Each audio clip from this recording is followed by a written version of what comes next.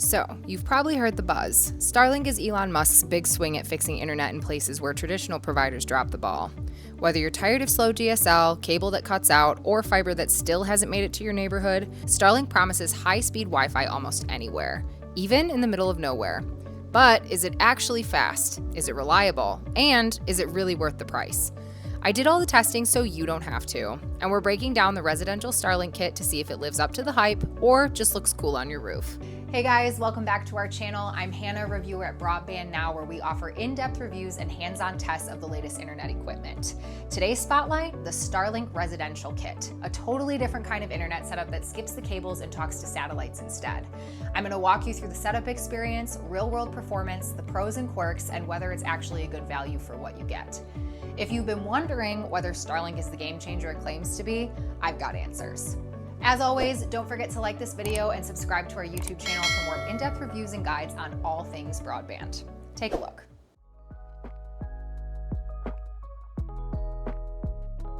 Unboxing the Starlink kit feels like you're about to assemble something serious, and honestly, you kind of are. The packaging is super durable and surprisingly heavy, with thick-ribbed cardboard protectors that took a little effort to wrestle off. No frills, no fancy graphics, just a straightforward box that gets the job done. But inside, totally different story. The hardware is clean, minimal, and very Apple if Apple did satellites. Right on top, the Starlink dish, the literal star of the show, sitting front and center. Beneath it, you've got the power supply, the power adapter, a sleek little Starlink router, and a very long Ethernet cable, which makes sense since the dish needs to live outside. Honestly, it's kind of a shame the dish has to go on the roof or in the yard because the whole setup is super modern and polished. If this thing could sit inside, I'd probably show it off like a sculpture.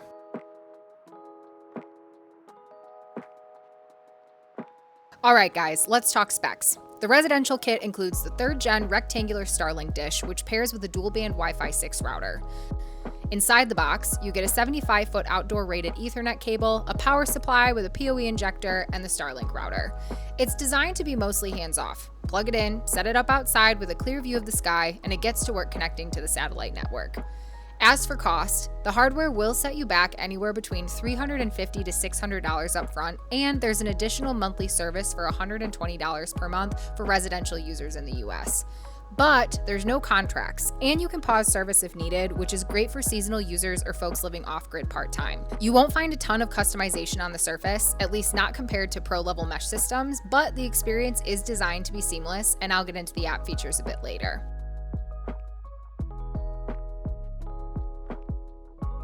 I'm gonna be honest, I was a little nervous going into setup with Starlink. Most of the routers I test come with something that trips me up, and adding the outdoor placement factor, I expected at least a headache or two.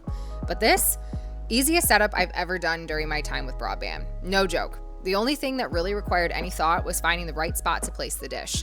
Starlink needs a totally clear view of the sky. No trees, buildings, or even overhangs in the way. I've got a big backyard with a lot of trees, so I had to take a minute to scout the best placement. But luckily, the app helps a ton here. If your dish isn't positioned quite right, it'll actually give you a real-time visual prompt on your phone telling you where to rotate it. It's super helpful and honestly, kind of fun. Once you get the dish in place, setup is plug and play. You connect the Ethernet cable to the back of the dish and the Starlink router, then plug the router into the power supply. From there, just hook the power supply to the adapter and plug it into an outlet. That's it. The whole process took me less than 15 minutes. One important thing to note, the Starlink dish and Ethernet cable are weatherproof, but the router and power supply are not, so they'll need to stay indoors.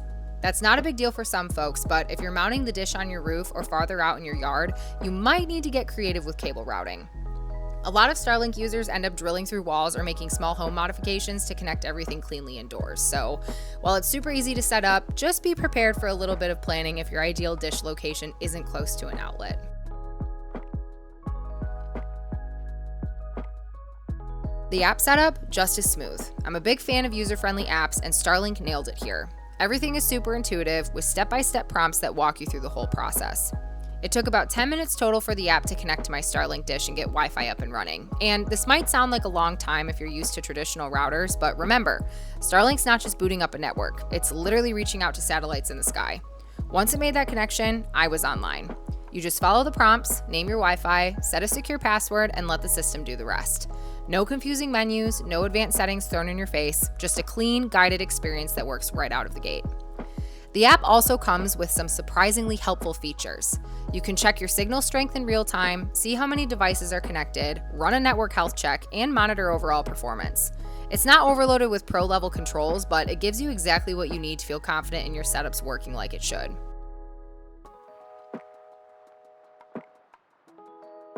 Alright guys, let's talk performance, because specs are one thing, but I care way more about how this actually works in real life. Starlink advertises download speeds between 25 and 100 megabits for residential users, with latency around 25 to 50 milliseconds. And as I mentioned previously, actual results can vary depending on your location, weather, and network congestion. So, with all these things in mind, I put it to the test in 2 different environments, one calm and one busy. In the calm environment, I connected just my everyday smart devices. So just for reference, I have a smart TV, I have a MacBook Air, an iPhone 15 Pro Max, an Alexa, and an iPad. Standing right next to the Starlink outside, I hit a download speed of 117 megabits. Then I added some distance. At 20 feet away from the Starlink, speeds dropped significantly to 34 megabits, which is roughly a 70% decrease. Ouch. But interestingly, at 50 feet away from the Starlink, download speeds only dipped slightly to 30 megabits, which is just roughly an 11% drop from the 20-foot test. Not ideal up close, but fairly stable once you step back. Then came the busy environment, and I really made it work. I streamed a 4K movie on my TV, Spotify on my iPad, Secret Lives of Mormon Wives on my MacBook, and a podcast on my iPhone. Next to the Starlink, download speeds landed at 62 megabits, which is about a 47% decrease from the calm environment. But here's the surprising part. At 20 feet away, speeds held steady at 66 megabits, and at 50 feet, they even ticked up to 67 megabits. That's genuinely impressive, especially considering the router is indoors, the dish is outdoors, and I was standing 50 feet away. And I've gotta say, Starlink really puts its money where its mouth is. For all the marketing around flexible, wide-range speeds, my results lined up. In both calm and busy conditions, Starlink delivered speeds that were reliable, consistent. For a satellite-based system, that's kind of a win.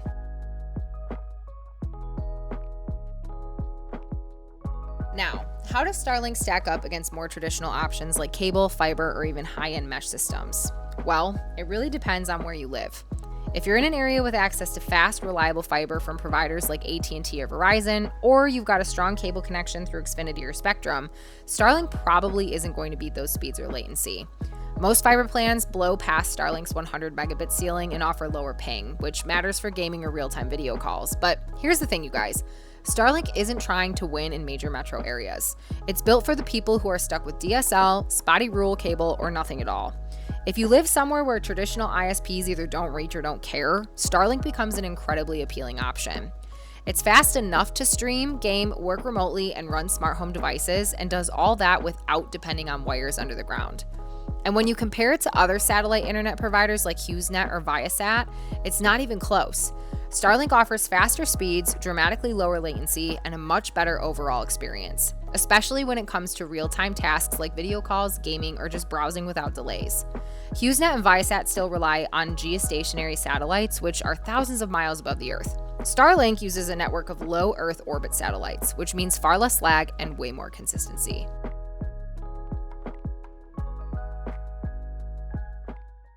So here's my final take. Starlink honestly won me over. As someone who tests routers for a living and usually hits at least one hiccup in every step, I was genuinely surprised at how smooth this process was.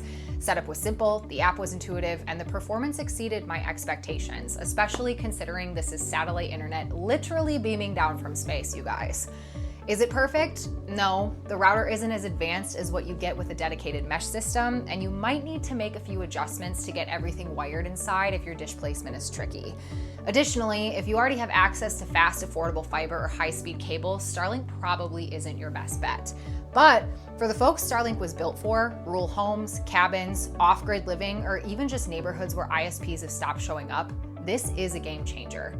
You get reliable speeds, low enough latency for day-to-day tasks, and a setup experience that's honestly way better than I expected. The price is steep, but you're paying for independence, so there's no wires, no waiting for the next "maybe we'll install fiber" letter from your ISP. It's just fast internet almost anywhere. And if that's what you've been looking for, Starlink definitely delivers. As always, thanks so much for watching, you guys. If you found this review helpful, give us a thumbs up, and don't forget to subscribe for more tech reviews. Turn on your notifications so you don't miss out. See you next time.